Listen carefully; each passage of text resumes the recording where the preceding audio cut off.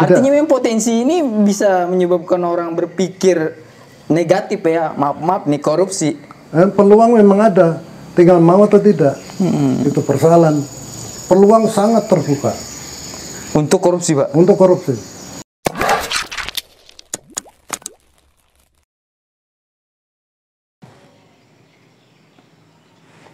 Assalamualaikum warahmatullahi wabarakatuh. Kembali lagi di Sampul Said. Hari ini kita bertamu di rumah orang yang tidak asing di Penajam Pasir Utara di kabupaten yang kita cintai ini. Beliau adalah sosok yang saya pikir sangat luar biasa dan menjadi bukan hanya sebagai sosok yang besar di masa pada waktu itu, tapi juga beliau juga adalah orang tua kita, orang tua teman-teman di pers, teman-teman di masyarakat secara luas. Kita langsung saja. Assalamualaikum Pak Mustaqim. Waalaikumsalam warahmatullahi wabarakatuh. Apa kabar? Alhamdulillah. Sehat? Baik Pak. Kok saya wawancara nih? Nah Pak, sedikit saya sampaikan. Beliau ini adalah pernah menjabat menjadi wakil bupati 2 periode sekaligus, dan itu berturut-turut. Terlebih itu beliau juga pernah menjabat menjadi anggota DPR di provinsi Pak ya. Nah hari ini kita berkesempatan hadir bersama beliau untuk bisa berkunjung ke rumahnya untuk berdiskusi tentang hal-hal yang hari ini beliau lakukan, dan juga berbicara tentang pemerintahan kah yang hari ini saya pikir lagi menarik kita diskusikan atau kita bincangkan. Mungkin langsung aja Pak, ini apa nih aktivitas Bapak pasca dari selesai purna tugas?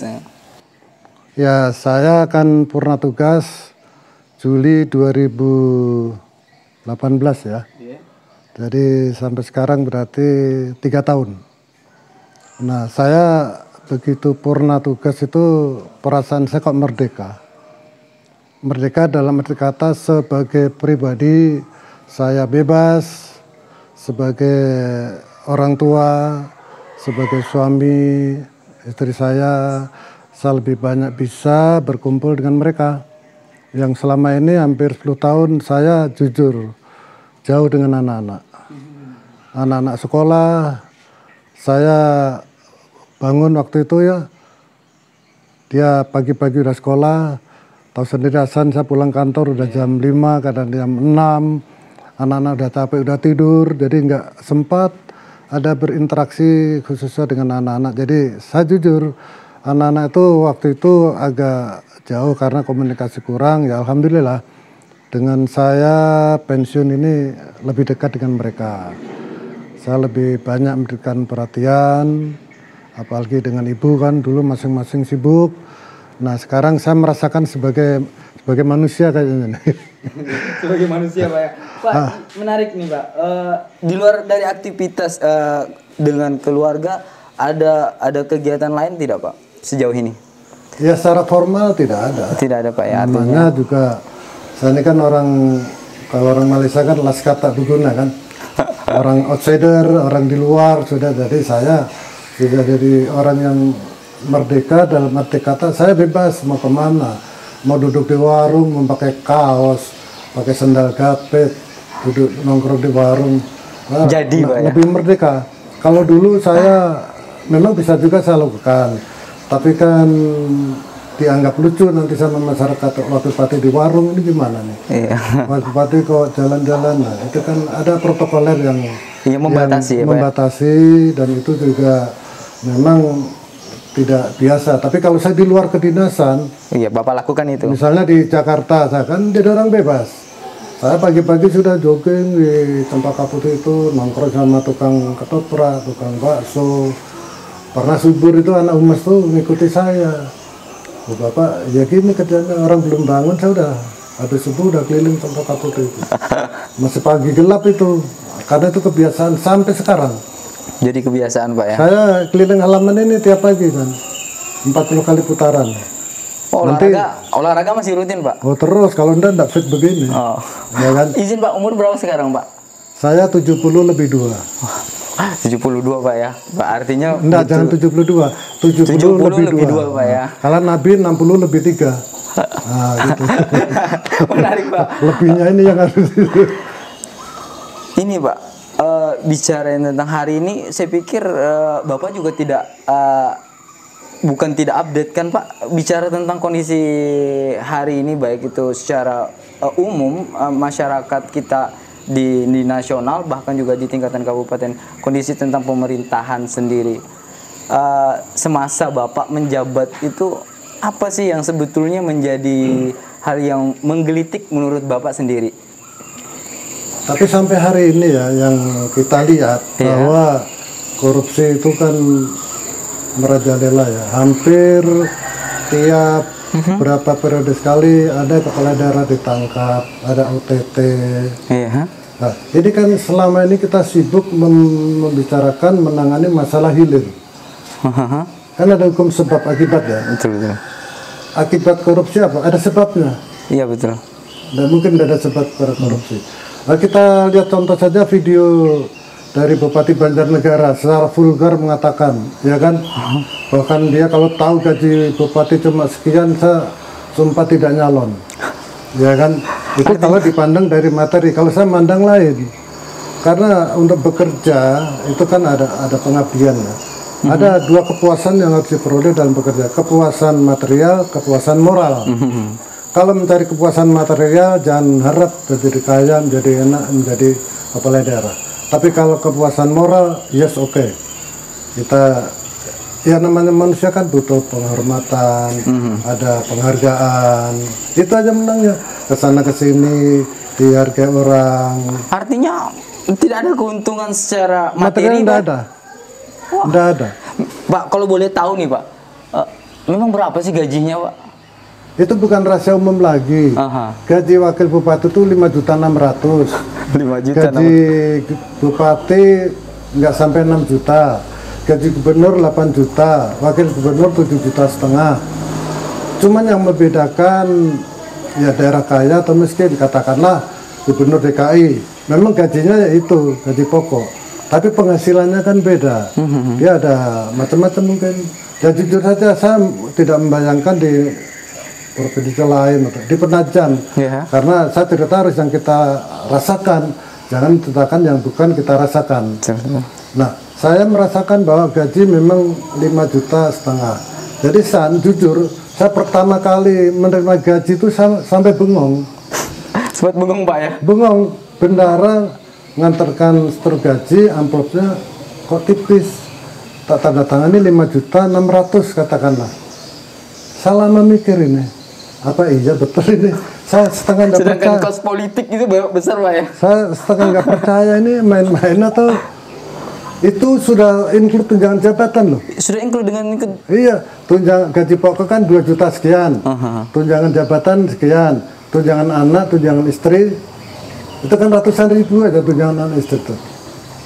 Artinya memang potensi ini bisa menyebabkan orang berpikir negatif ya, maaf nih korupsi. Peluang memang ada, tinggal mau atau tidak.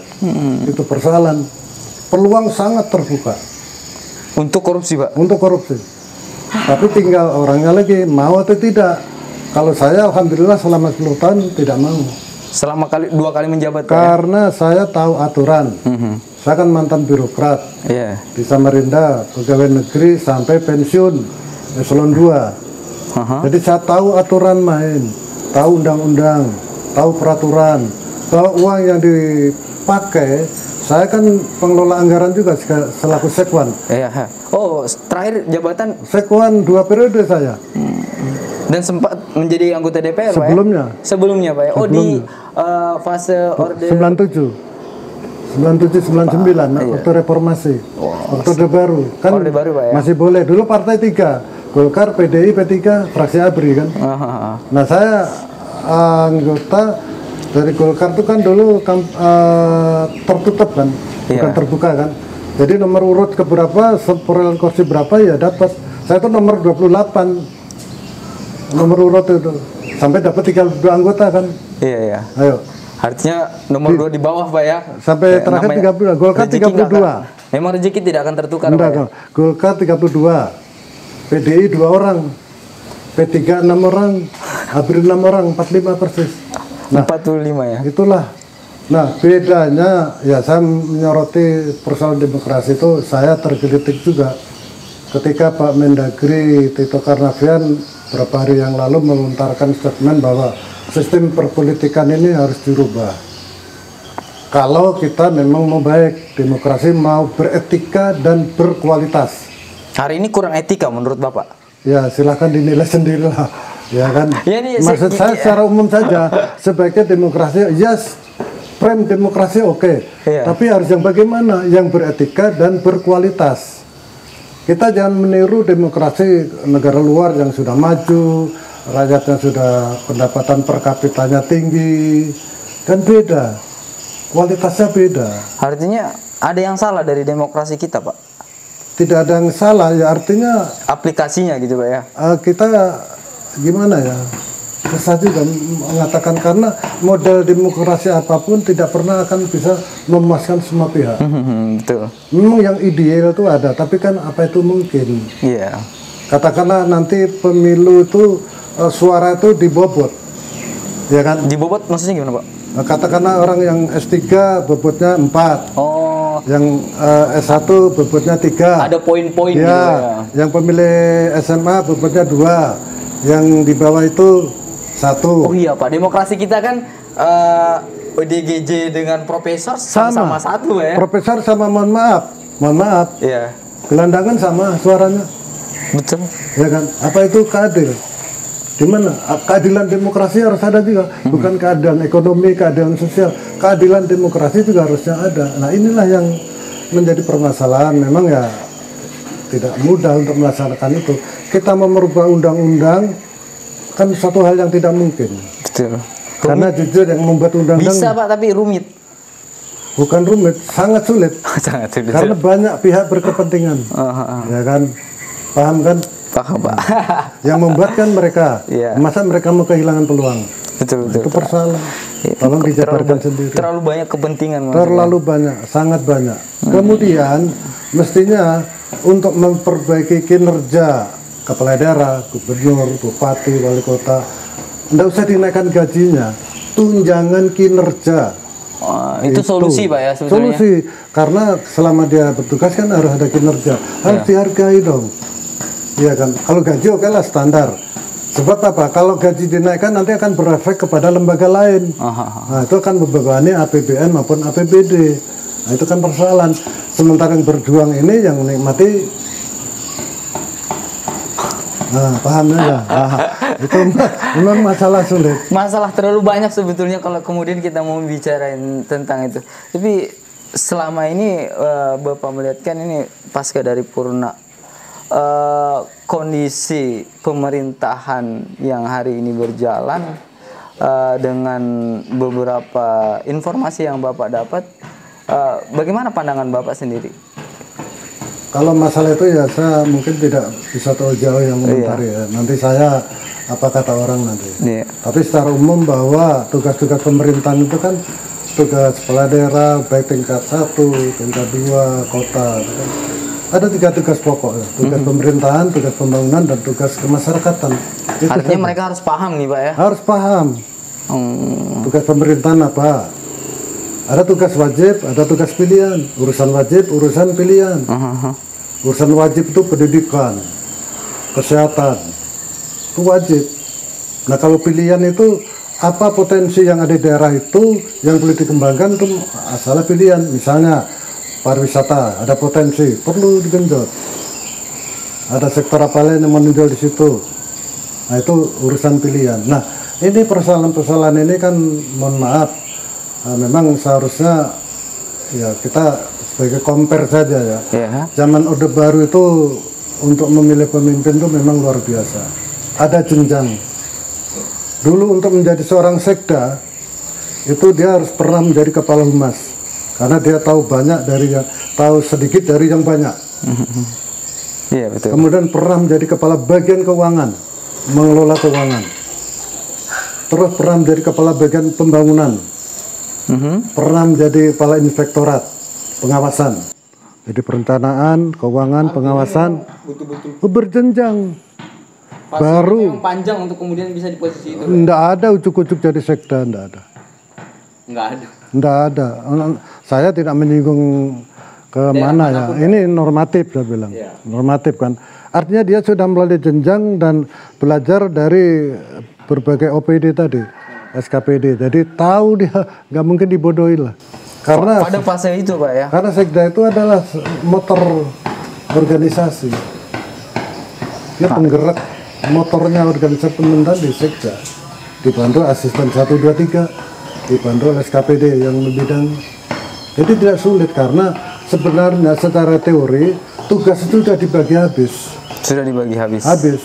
Urusan infrastruktur PU, urusan pertanian dinas pertanian, urusan perikanan dinas perikanan, masa kependudukan urusan dukcapil, masalah sosial dinas sosial, masalah kebersihan habis sudah. Jadi kalau itu dilaksanakan dengan baik oleh masing-masing SKPD, mohon maaf, bupati tidur aja nggak apa-apa. Loh iya. Bupati tidur aja nggak apa-apa. Nggak apa-apa. Kan tugasnya kan hanya memanage. Oh ya betul. Tinggal masa harus bupati turun ke lapangan menggali gorong-gorong itu kan lucu. Itu namanya pencitraan. Kalau terlalu banyak. Itu nggak lucu. Kalau saya lihat itu nggak hebat. Ada menteri turun, ada teriak-teriak. Itu enggak. Tugasnya ada manajerial kok. Manajerial. Iya kan? Bagaimana dia bisa memanage sebuah organisasi pada tingkat apapun, maupun kecil maupun besar, sama prinsipnya. Iya kan? Bagaimana dia bisa membagi sesuai dengan prinsip-prinsip manajemen kan, mulai perencanaan, organizing, staffing, directing, controlling.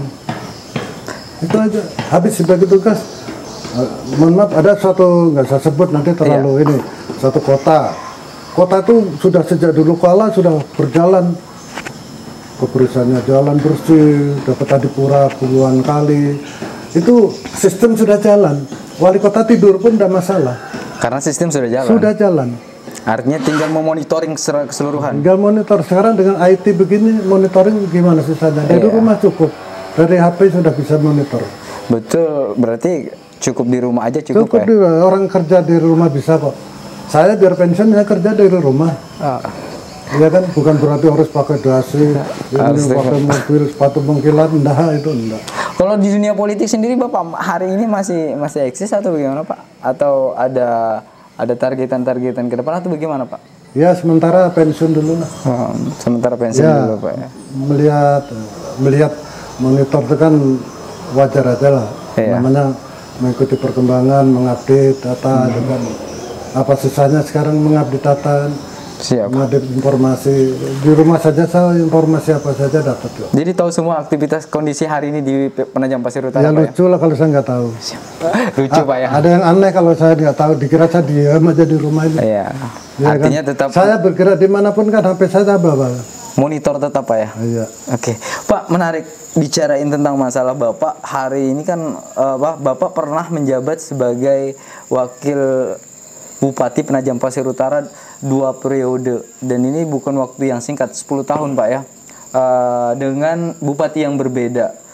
Artinya kan melihat kondisi hari ini Penajam Pasir Utara di fase masa Bapak menjabat, potensi apa sih yang seharusnya bisa kita maksimalkan menurut Bapak sendiri yang hari ini belum bisa termaksimalkan karena kan proses pembangunan panjang Pak ya. Potensi apa yang kemudian bisa kita maksimalkan di kabupaten kita ini? Potensi itu kan sebenarnya banyak, tapi kan semua kan tergantung anggaran. Iya. Bagaimana kita menggerakkan sesuatu, apapun program, kalau anggarannya tidak ada kan sulit. Teman-teman kan tahu APBD, ya jujur aja kan Penajam berapa sih? 1,3. Ya kan? Iya. Tapi di APBD kan 1,8. Iya. Tapi ternyata kemampuannya mungkin hanya 1,3, bahkan mungkin kurang. Lah ini kan masalah Pak. Masalah. Artinya memang kita butuh anggaran yang maksimal untuk bisa memaksimalkan potensi-potensi yang ada. Setinggi cita-cita apapun kalau tidak ada anggaran ya tinggal mimpi. Apalagi ini bicara tentang sistem Pak ya. Sistem. Potensi hari ini bicarain tentang masalah Penajam, kalau secara fokus Pak, bicarain tentang potensi, di bidang apa sih PPU itu Pak?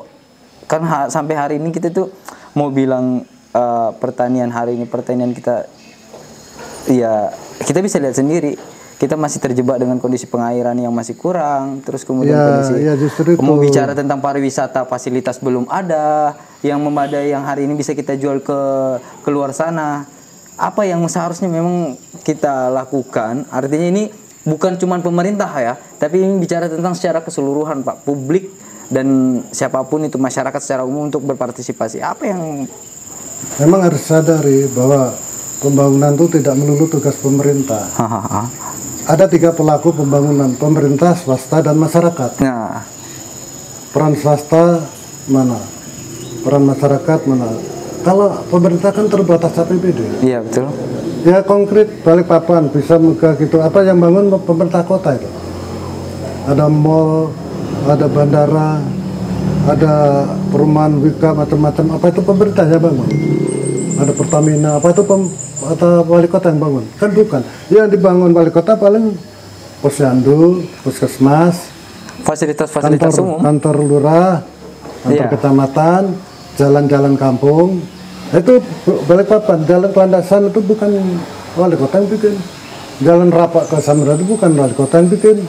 Swasta ya. Jalan tol bukan wali kota yang bikin. Artinya butuh kecerdasan untuk kemudian melihat potensi bagaimana minat swasta hadir di daerah kita, begitu. Bagaimana kita bisa mengundang dalam petik investor bisa hadir.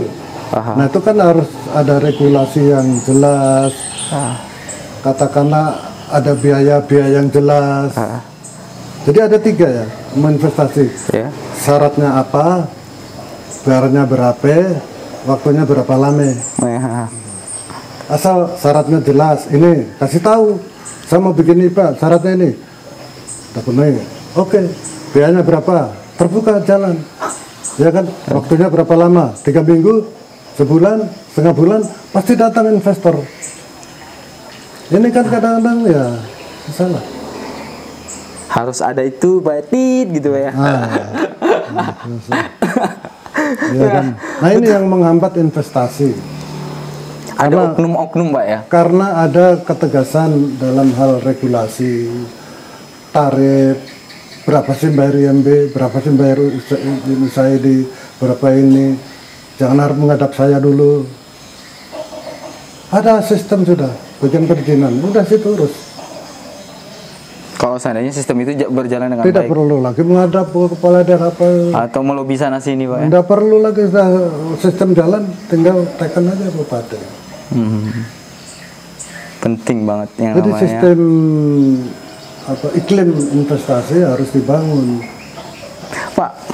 Bicara tentang masalah potensi tadi dan peran swasta, kalau kita tarik dengan kondisi hari ini PPU menjadi IKN, sebelum kita ngobrol bicarain tentang masalah seberapa besar sih potensi IKN, dengan walaupun masih hari ini kita belum secara gamblang mendapat informasi secara utuh bicara tentang IKN, setidaknya ini kan jadi sebuah daya tarik Pak. Bagaimana menurut Bapak dengan potensi swasta dan kondisi PPU yang lagi belakangan ini sampai masih hari ini karena kondisi COVID terpaksa agak sedikit tertahan mungkin? Ya wajar. Nama investor kan melihat situasi, melihat peluang. Kan harus dibaca peluang, apakah ada kemungkinan bisa tumbuh, ya kan? Kalau ada kepastian IKN jadi, investor itu nggak usah diundang, datang sendiri Pak.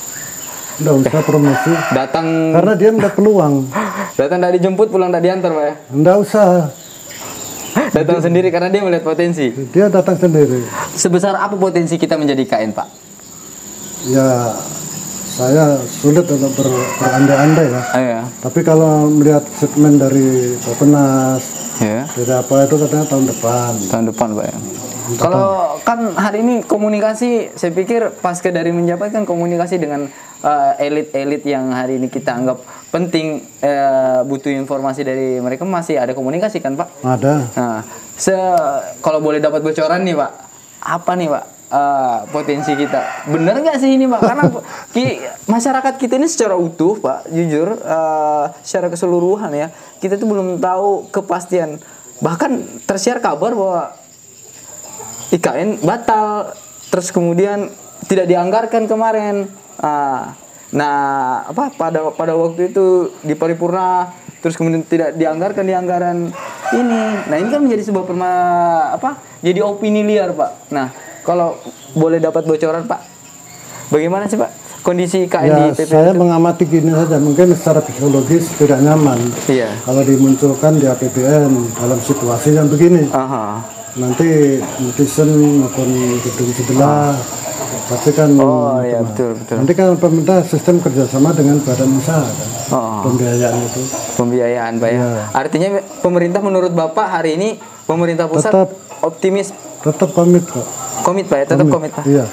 Pemerintah pusat komit, Pak, ya. Saya melihatnya begitu. Informasinya akurat ini, Pak. Iya, boleh dipercaya lah. Saya karena apa? Saya juga monitor jembatan ini juga masih proses terus. Proses terus, Pak, ya. Saya tanya karena harus menambah ketinggian menjadi 60 kalau nggak salah. Ya, kan ada fase berubah-berubah terus tuh, Pak. Menyesuaikan IKN katanya. Oh, artinya memang keseriusan pemerintah itu bisa dilihat dari hal-hal itu, Pak, ya. Kalau kondisinya masih seperti ini hari ini, sulit investor masuk.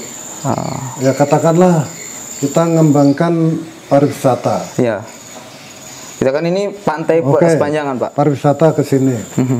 Terus akses ke Penajam gimana? Oh, betul. Masa wisatawan suruh naik klotok? Suruh naik speed? Suruh naik ferry berapa lama? Terus akomodasi di mana Penajam? Ada hotel yang bisa mengakomodir kebutuhan mereka yang standarnya pasti mau tidur di hotel. Artinya itu kan persoalan. Ada restoran, ada. Ada sempat tutup tapi, Pak. Ada restoran yang representatif. Ada kafe yang mereka seleranya duduk-duduk. Ada moda transportasi. Apa? Masa suruh naik Avanza charteran? Nah ini kan persoalan. Nggak usah itu, kita mengembangkan olahraga. Iya. Kita punya stadion. Pernahkah dipakai main pertandingan nasional? Pernah. Kenapa? Nah pemain nasional maukah ke sini datang? Tapi kita punya pemain nasional, Pak. Iya, tapi eventnya loh. Iya. Kalau pemain kita malah justru banyak di luar. Betul, Pak. Orang Penajam tuh banyak main di Liga 1. Bahkan di timnas. Timnas ada. Iya. Nah tapi untuk event di Penajam, untuk mengadakan event sepak bola di sini, siapa yang mau datang ke sini? Tim mana yang mau datang ke sini? Karena itu bagian dari promosi, Pak, ya. Promosi buat daerah. Kalau bicara tentang yang Bapak sampaikan tadi, berarti untuk membuka potensi-potensi swasta, salah satunya itu adalah membuka akses jalan kita dengan Balikpapan. Jembatan. Itu jembatan, Pak, ya. Nah mau naik apa? Pasur berenang. Artinya potensi kita sebetulnya kalau seandainya itu kata kunci, San. Butuh keseriusan menurut Bapak tentang masalah jembatan ini. Kata kunci. Kata kunci, Pak, ya. Ada Pulau Balang pun masih jauh. Kemudian akses dari Pulau Balang sisi Balikpapan belum ada. Jembatan penting, Pak, ya. Loh, orang mau perang aja nggak jembatan, mau tank mau lewat. Betul. Ya kan, bagaimana mengerahkan pasukan mau berenang. Nah, contoh dari segi pendekatan keamanan ya, saya sudah sampaikan. Kalau jembatan itu, kalau Penajam, Pasir, ada demo besar-besaran. Bagaimana solusinya? Kan datangkan pasukan kan, dari Balikpapan kan, lewat mana? Naik speed, berapa ratus speed. Ternyandarnya gantian berapa lama? Ya, betul. Sempat hancur Penajam sama Pasir. Kalau ada konflik besar-besaran, suruh naik ferry berapa lama? Karena ini bicara tentang IKN tadi, Pak, ya. Kita ada serangan dari luar. Tapi kan kemarin waktu Pak Jokowi ke meresmikan jalan tol kan mau disodet kilo 14 ke Penajam kan? Iya. Jadi langsung dari kilo 14 Samboja itu sodet ke Penajam. Langsung ditembuskan. Mungkin lewat jembatan Pulau Balang, bikin satu jembatan lagi. Nembak lagi berarti? Iya, satu jembatan, kan itu hanya satu. Iya. 2 arus saja kan, nggak mungkin. Iya. Jadi ada akses lain. Itu menurut saya itu. Analisa, Pak, ya. Potensi untuk bicara tentang IKN. Analisa, saya bisa analisa karena saya tahu kondisinya kan. Oh, iya. Bukan saya di Jakarta nggak tahu apa-apa tiba-tiba menganalisa. Iya. Artinya ini bocoran Pak ya. Terlepas dari itu semua Pak, bicarain tentang masalah kondisi PPU, terus kemudian yang tadi Bapak juga pernah sampaikan bahwa potensi kepala daerah yang punya potensi besar menjadi korupsi karena juga memang tuntutan. Saya lihat kepala daerah yang saya kenal baik, saya tiba-tiba kaget kok ketangkap, Pak Nurdin Abdullah. Satu kenal baik, dia Bupati Banteng, Sekjen Apkasi. Waktu saya ke Jepang kan yang bawa Pak Nurdin Abdullah, rombongan itu. Luar biasa, kok bisa dia tertangkap? Kan tanda tanya, tapi saya tahu jawabannya kenapa. Iya. Karena ada 3 yang mesti dijaga. Apa aja itu Pak? Yang tadi kata Bupati Banjarnegara, bukan kata saya. Iya. Ada ngurus partai, ngurus konstituen, ngurus tim sukses.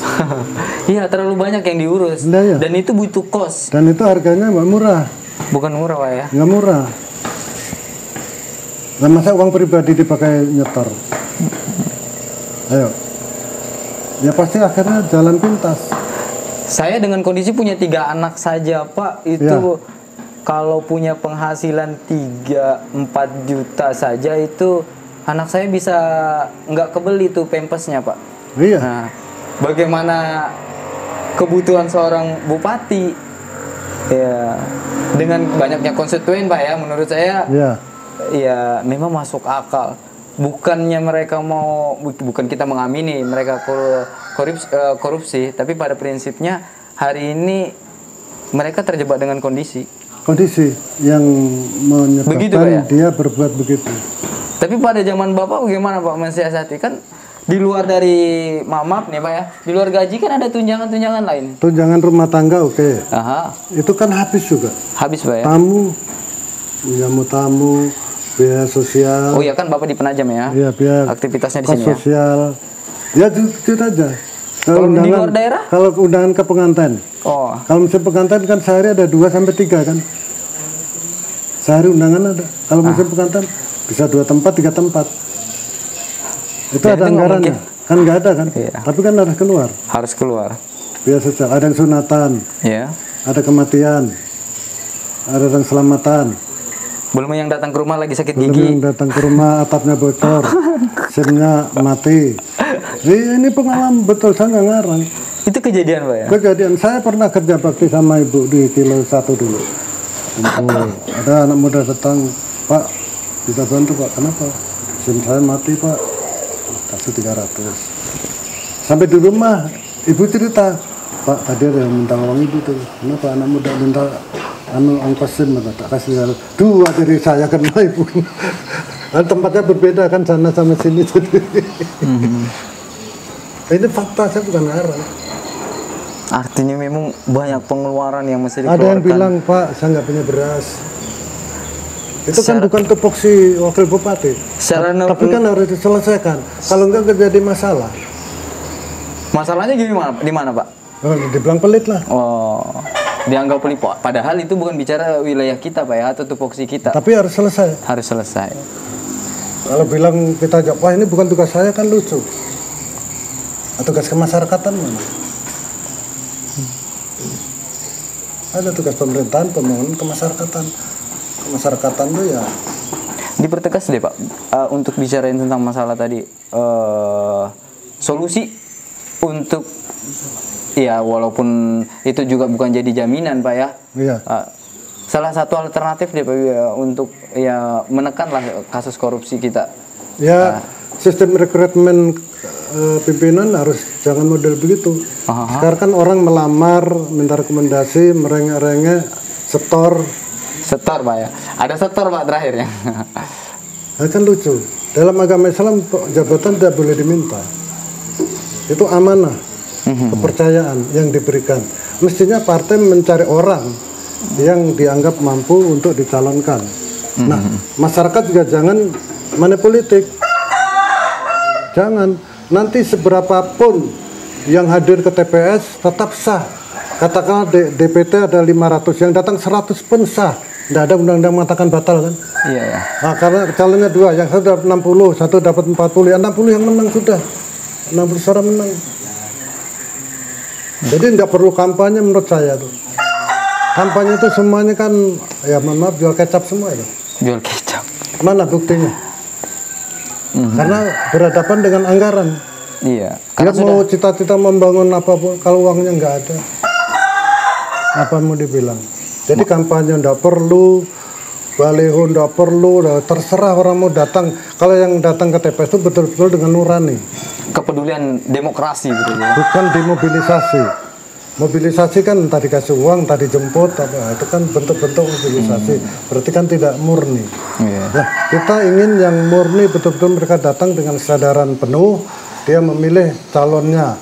Seberapapun perolehan suara, pasti ada yang menang lah. Katakanlah DPT 500, yang datang 200 atau 100 saja itu yang datang, tidak masalah. Tidak ada undang-undang membatalkan bahwa itu tidak sah. Sah Pak ya? Sah. Tidak perlu ada lagi dibuka ruang untuk sengketa pilkada. Tapi kan masalahnya kan ini bicara tentang sistem Pak. Hari ini sistem. Ya, nah kita harus komit. Nah, susah kan untuk komit seluruh bangsa ini. Ada nggak kemauan, ada komitmen untuk memperbaiki kehidupan berbangsa dan bernegara ini. Apakah kita sampai hari ini inginnya ribut? Sekarang orang itu kan orang yang pintar ribut, orang hebat. Orang debat di TV hebat dikira orang hebat. Itu kan suatu hal yang lucu. Kita berdebat pun dalam agama kan tidak boleh. Dalam arti kata berdebat, ini berdebat dengan ngolok-ngolok, dengan menjelek-jelekan, dengan menghina, mendiskreditkan seseorang, mendiskreditkan orang. Jadi orang tuh jelek saja. Kalau bukan sepaham dengan dia, orang tuh jelek. Sebaik apapun orang tuh tetap menurut dia jelek.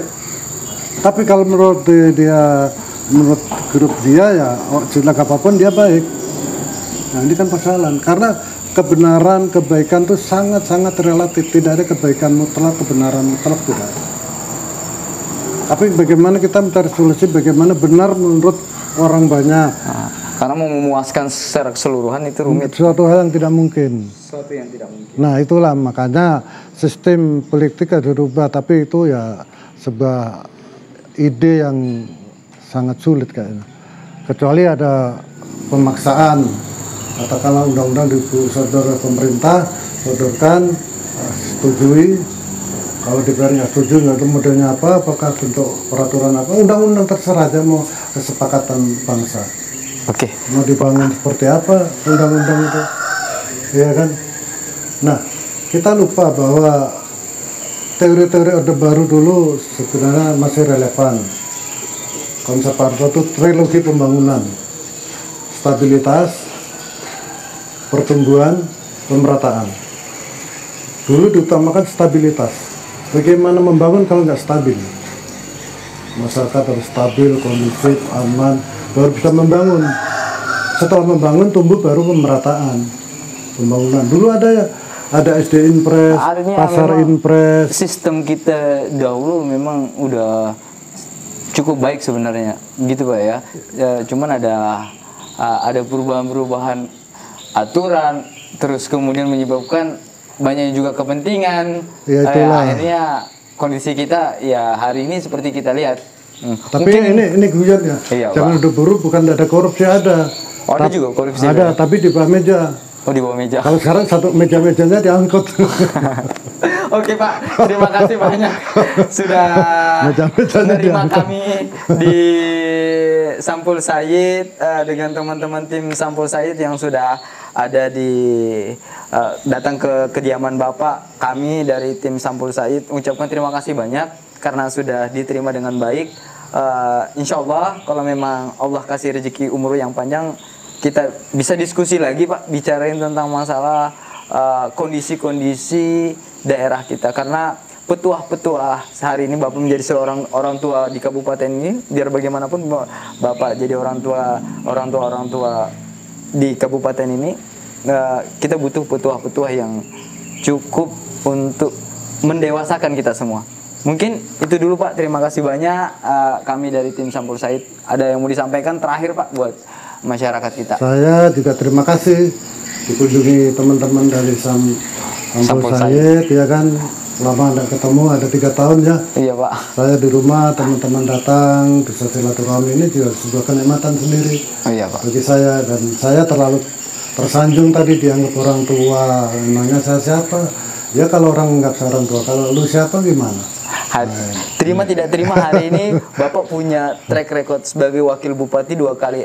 Bagaimanapun Bapak adalah sosok figur yang pernah hadir memberi kontribusi buat daerah kita. Ya, itu yang kita pandang secara umum, ya, Pak. Ya, terima kasih sekali lagi, dan teman-teman jangan bosan ya. Iya, Pak. Saya kan pengangguran kan, kerja saya sekarang ternak Tapi teri. kan kerja di rumah, Pak. Ternak teri. Oh, ternak teri. Nganter anak, nganter istri. Oh. Oke, Pak, terima kasih banyak. Oke, teman-teman, terima kasih. Oke, Tetap fokus dengan isu-isu terkini tentang Kabupaten Penajam Pasir Utara, isu-isu nasional. Saya Said Hasan dan Pak Mustaqim, beliau juga sudah menerima kita di tempatnya. Ke depan kita akan diskusi panjang lagi. Terima kasih. Billahi taufiq wal hidayah. Wassalamualaikum warahmatullahi wabarakatuh. Waalaikumsalam warahmatullahi wabarakatuh. Ngopi lagi? Boleh, Pak. Ngopi itu ngobrol pinter Islami.